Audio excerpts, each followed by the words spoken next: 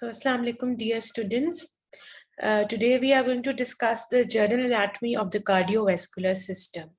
First of all, you must know what is angiology.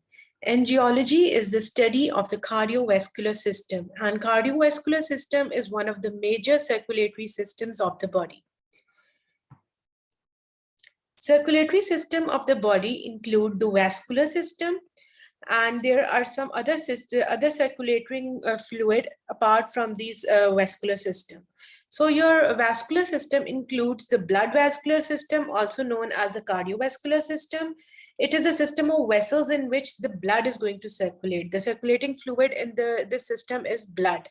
And another component of the vascular system is the lymphatic system. In this system, lymph vessels are involved and they carry a fluid known as lymph. So the vascular system includes the blood vascular system and the lymphatic vascular system. Apart from the blood vascular system, you have some other avascular system in which other fluids are going to circulate. There is circulation of CSF is in your central nervous system. Perilymphatic fluid circulates in the internal ear. It's a fluid that circulates in the internal ear. Then you have aqueous humor that circulates, the fluid that circulates in the eyeball. Then you have synovial fluid, a fluid present in the joint cavities. Then you have serous fluid that circulates in the pleural, peritoneal, and pericardial cavities. So first of all, we are going to discuss the blood vascular system. The blood vascular or the cardiovascular system, as we discussed, it is a system of vessels in which the circulating fluid is the blood. And it is further divided into two systems, the systemic circulation and the pulmonary circulation. Systemic circulation is the one in which blood passes from the left ventricle into the aorta to be distributed throughout the systemic artery to the different parts of the body. And blood from the left ventricle is carried by the aorta, the major vessels, and it distributes blood to the all parts of the body, entire body. While pulmonary circulation is the one in which from the right ventricle, pulmonary artery is going to take the blood, deoxygenated blood, to the lungs, and their oxygenation is going to take place, and then oxygenated blood is going to enter through pulmonary veins into the right atrium. So this part which is connected to the lungs is known as the pulmonary circulation. So blood vascular system, we have discussed systemic circulation in which oxygenated blood from the left ventricle is distributed by aorta to the entire body parts, and the pulmonary circulation which involves the lungs. Then you have another circulation which is a part of the blood vascular system. This is known as portal circulation. In this, the blood passes through two sets of capillaries, finally being drained into the heart. In the usual circulatory system, you have artery, and then you have arteriole, the smaller vessels, and then you have a set of capillaries, then venules, and then a vein. So you have one set of capillaries between the major artery and the vein. You have one single set of capillaries. While in portal circulation, there are two sets of capillaries. You have single set here and another set here. So what is the advantage of this two sets of capillaries? I'm going to discuss that. It is a very important question that comes again and again in your university question that define portal system, give its examples in the body, and what is the importance of portal circulation. So portal circulation is the one in which arterial blood passes through two sets of capillaries, finally to be drained into the heart. It takes place at three sites in the body: hepatic portal circulation, hypothalamo-hypophyseal portal system, and then you have a renal portal system in the body. In hepatic portal circulation, one set of capillary is situated in the wall of the abdominal viscera, like pancreas, the intestines, and the gallbladder. These sets of capillary finally drain into the portal vein. The portal vein again ramifies into a second set of capillaries in the liver as hepatic sinusoid, and this finally drains into the systemic vein. So you have this first set of capillary bed. Here the nutrients are going to be absorbed, and then by the portal vein, this is going to drain into the liver, and it is going to again ramify into a second set of capillary bed in the liver. You have one set and two sets. And finally, the blood is going to be drained by the systemic vein into the into the systemic veins. So advantage of these two sets of capillaries. You know, here the blood is going to be rich in nutrients. So these capillaries are going to absorb the nutrients.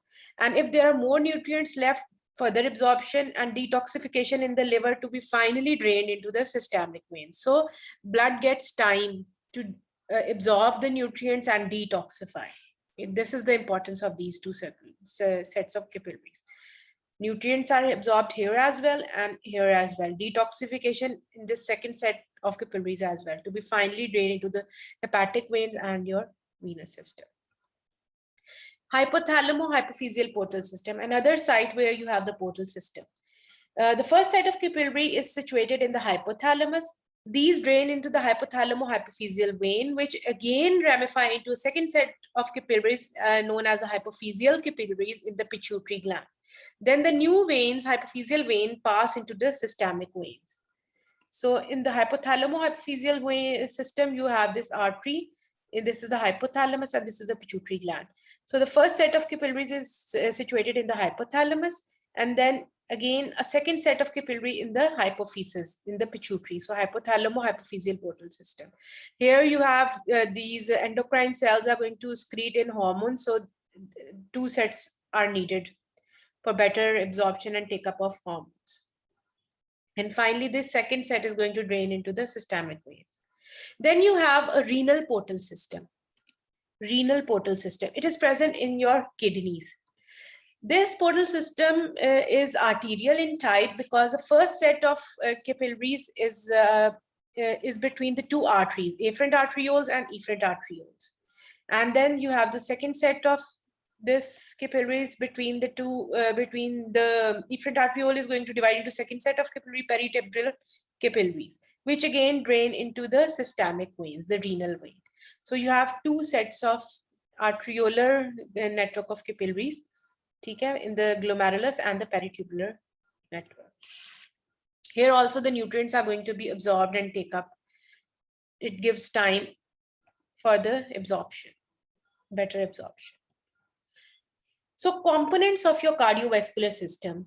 There is a basic component is your heart, which is a hollow organ, thick-walled muscular organ, which pumps blood into circulation. It has four chambers: right atria, right ventricle, left atrium, and left ventricle. And it has a closed system of tubes or vessels connected to it. These vessels are going to distribute the blood, and they are going to be comprising of arteries, veins, and capillary network. So basic anatomy of the circulatory system, you have a central heart. The vessels that carry blood away from the heart are known as arteries. Then you have arterioles. Arterioles are going to divide into exchange vessels known as capillaries. Capillaries are going to form these venules, and these venules are going to further form the veins and draining the deoxygenated blood back into the heart. This is a journal view map. So in the body, you have some avascular systems as well, avascular structures as well, which lack blood vessels. It is very important. MCQs are there regarding the avascular structure, that select which one out of these is lacks blood vessel, which has no veins, which has no capillaries. Kisi tarah ka bhi aa sakta hai question. So the avascular system in the body includes cartilage, the cornea of the eye, epithelium. Epithelium, you know, is avascular. Then hair and nails, these are also avascular structures. Very important question. MCQs regarding your MCQs. So the journal outview or journal anatomy of the blood vessels. Blood vessels, if you take example, the blood vessel is composed of, is a person that is wearing three coats. Inner pe usne vest pehni hui hai, then you have a shirt, and then you layer up in winters, you layer up with mufflers, and you layer up with coats. Okay? So imagine yourself, skin hai and your vest. This is tunica intima. Then middle mein aa jayegi your shirt. Okay? This is tunica media. And your mufflers, jo bhi aap iske upar pehnoge, laces lagi हुई हैं, brooches lage हुए, these are tunica media. And adventitia, the outermost covering, your overall maybe, or your coat, Okay, this is tunica externa or tunica adventitia. So tunica intima is composed of endothelium, the inner lining. Inner squamous lining of vessels is known as endothelium. What is endothelium? It is the epithelial lining, squamous epithelial lining of blood vessels is known as endothelium. It lines the interior of the vessels, decreases the friction as the blood moves. It is a single layer composed of these squamous cells known as endothelial cells. Then you have tunica media. This is the middle layer. And this tunica media is comprising of muscles and elastic tissue. These muscles are going to help it dilate and constrict. Then adventitia. Adventitia is the support, the outer externa, जो आपका blazer या coat है, it is giving you further support. It is a fibrous connective tissue protecting the vessels. It is composed of connective tissue. So arteries. Arteries are thick-walled. They have a small circular regular lumen. They lack valves. Valves are not present in arteries. And usually the arteries are going to carry oxygenated blood, but there are few exceptions to this. And this is very important. It comes in your MCQ exams. The exceptions to the arteries which carry oxygenated blood include pulmonary and umbilical artery. Okay, they carry deoxygenated blood. Umbilical artery in the developing embryo, and the pulmonary arteries which are carrying the blood from the right ventricle into the lungs for oxygenation. They carry deoxygenated blood.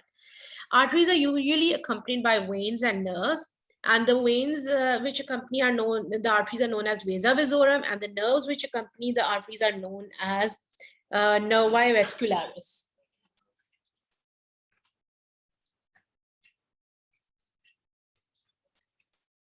So now we are going to discuss the classification of arteries.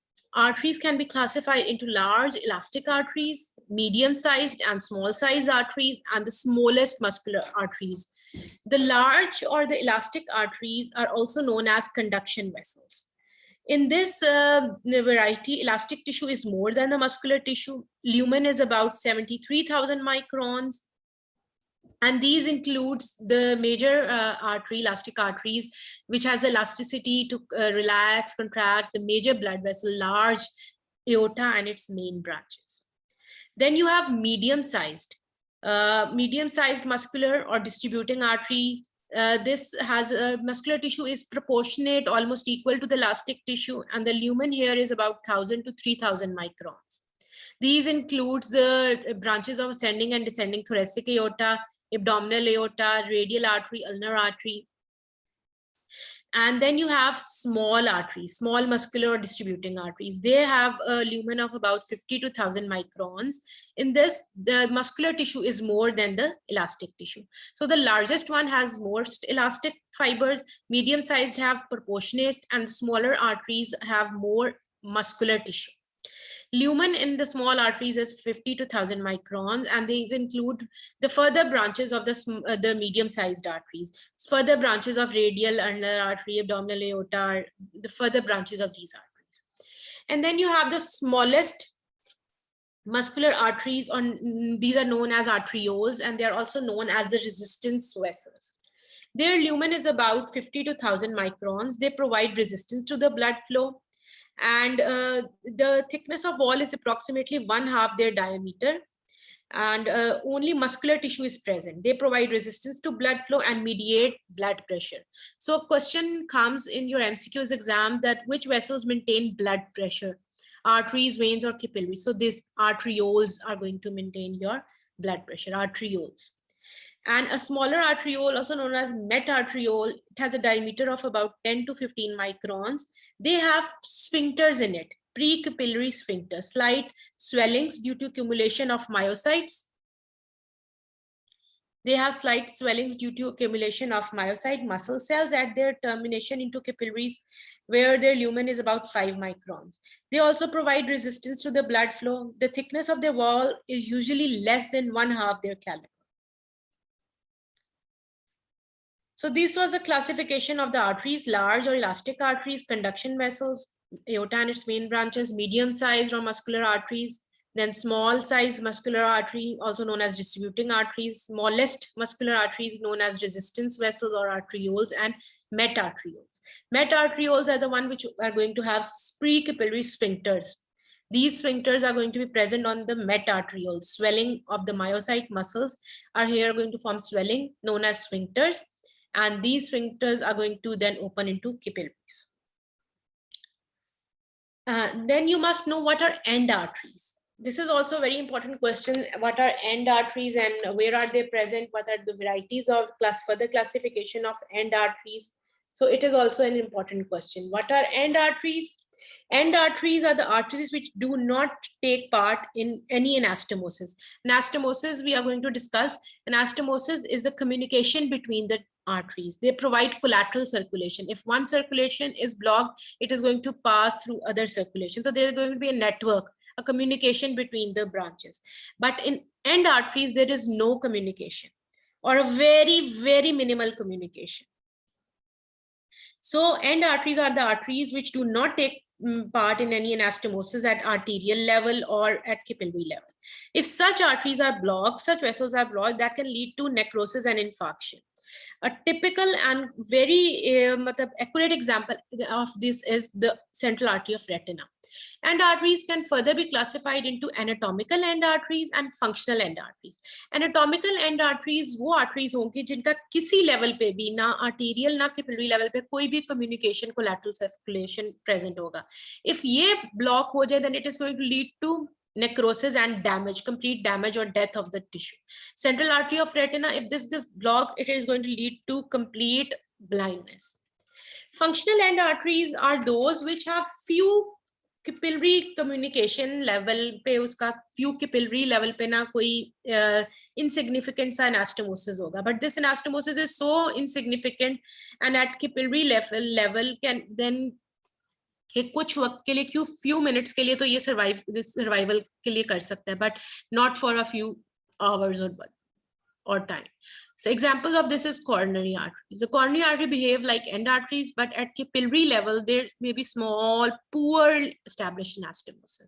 So it can sustain the blood supply few seconds, then it is going to lead into the infarction and death.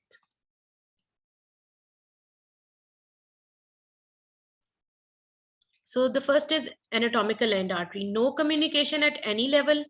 If it is blocked, it is going to lead to ischemia and necrosis or death of the tissue beyond that block. Functional end arteries have few capillary twigs that anastomose, but this anastomosis is not sufficient. It will then finally lead to ischemic necrosis as well. So what are veins?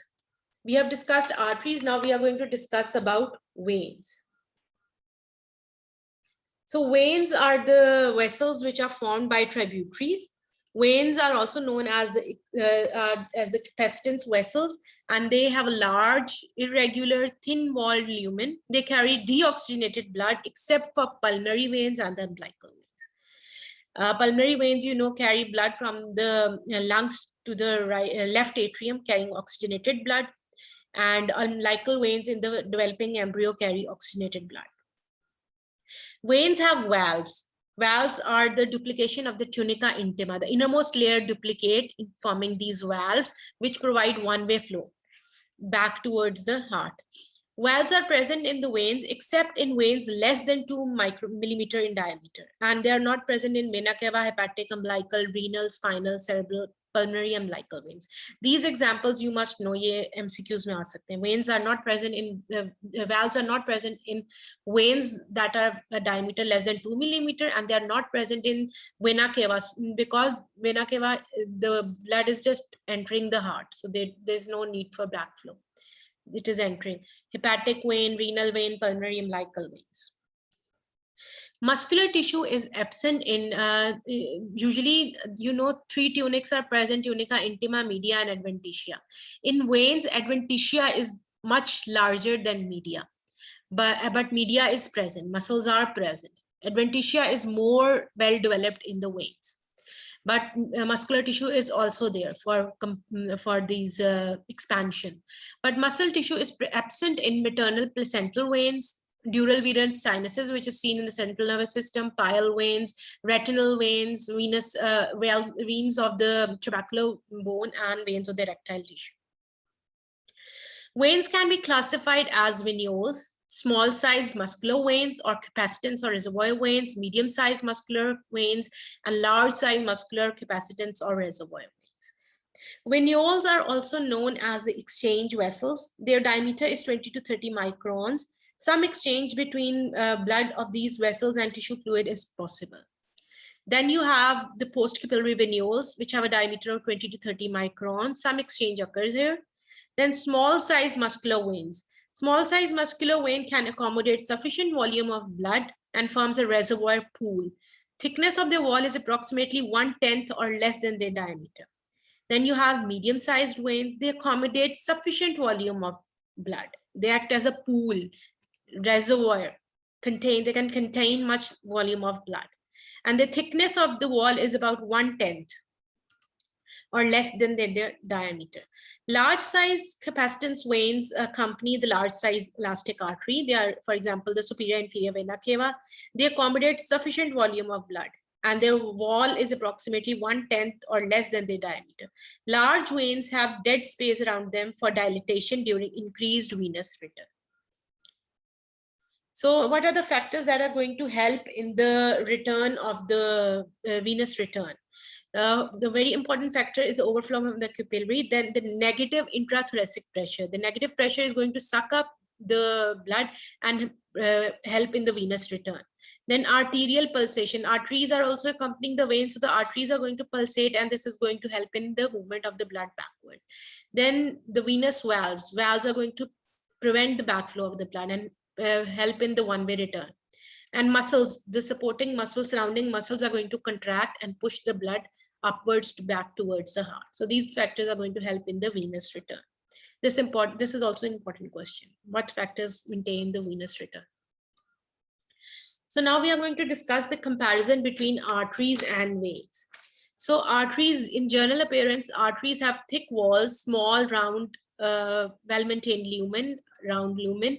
Veins are thin, they have large lumen, appear flattened. Intima, media, and adventitia. What are the difference between these three layers? In intima, in the arteries, endothelium appears wavy.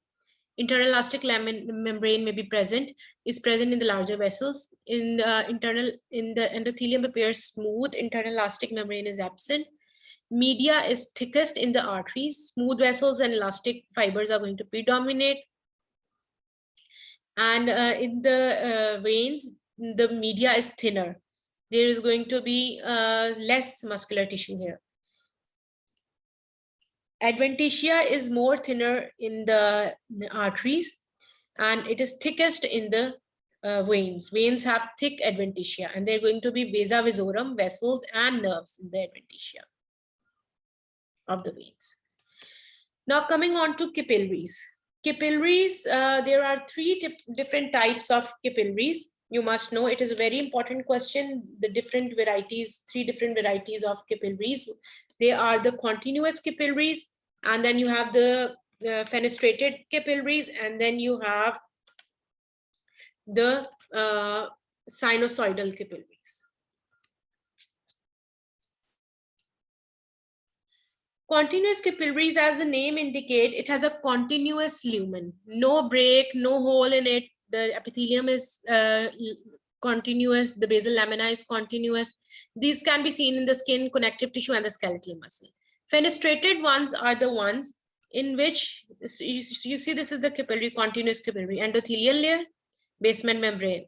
There are no holes in the endothelial layer, no holes in the basement membrane. This is continuous capillary. This is seen in the central nervous system, muscular tissue, connective tissue, skin. Fenestrated, they have fenestra, small pores in the endothelium layer. But the basement membrane is continuous, no hole in the basement membrane. This acts like a sieve, the endothelial layer. It is present in intestinal villi, endocrine glands, kidney, glomeruli, and pancreas. It can allow the exchange of proteins by diffusion. Sinusoidal capillaries are the largest capillaries. They are for rapid exchange, rapid large exchange. They have large intercellular, here there were holes, here there are clefts, large gaps in the endothelium. There are large breaks in the endothelium and large gaps, incomplete basement membrane. There are also large holes in the basement membrane. So this is going to allow rapid exchange. This is going to allow least exchange, minimal exchange, medium exchange, and rapid exchange in the sinusoidal capillaries. Sinusoids are present in bone marrow, spleen, lymph nodes, adrenal gland, and liver sinusoids. So 3 types of capillaries: continuous, fenestrated, and the largest one are the sinusoidal capillaries.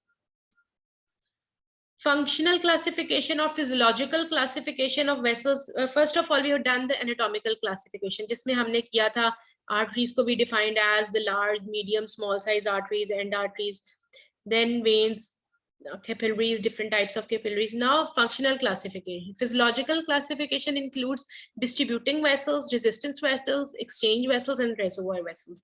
MCQs usually come which vessels are distributing vessels: arteries, vein, arterioles, capillaries. So arteries are the distributing vessels. Arterioles are the resistance vessels, which are going to maintain the blood pressure. Exchange is going to take place through capillaries and sinusoids. And reservoirs, which are going to accommodate or contain or capacitate the blood, is known as the veins. Veins are the capacitance vessels. So this is the difference between artery. This is the artery and the vein.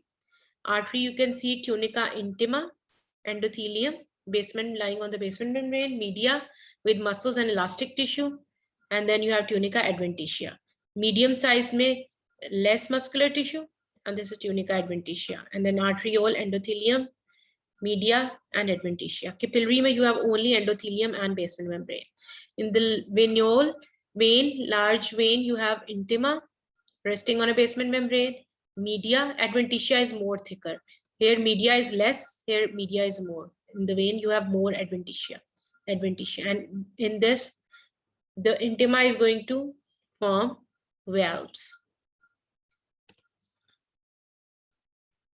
So now we are going to talk about anastomosis. What is anastomosis?